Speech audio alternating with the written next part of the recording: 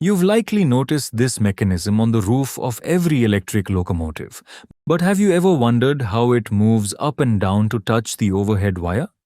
Let's see how it is raised. The pantograph is raised by a pneumatic control mechanism, which consists of a servo motor mounted on the roof, a control rod with an insulator.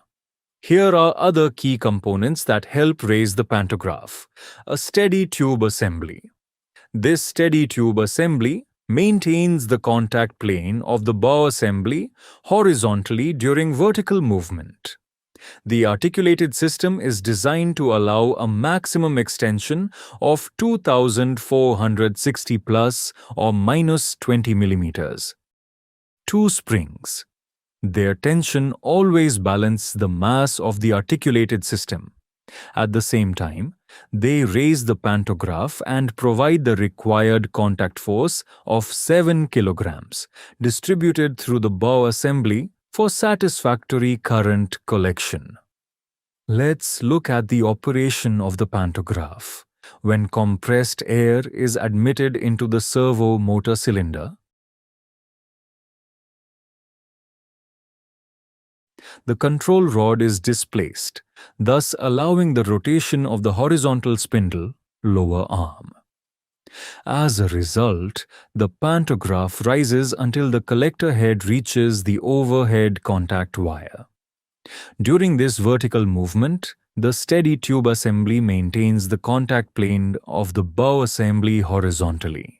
At this time, the springs release their tension and help the pantograph rise. From this point, the servo motor plays no further role in the control of the pantograph. After that, the pantograph balance is maintained by the mainspring. Sometimes, a hydraulic piston is used for better stability. During retraction, the pressure drops in the cylinder, causing the piston to return to its original position, and the control rod pushes the lower arm spindle. This air intake and release are controlled through the throttle valve, which allows the pantograph to lower slowly.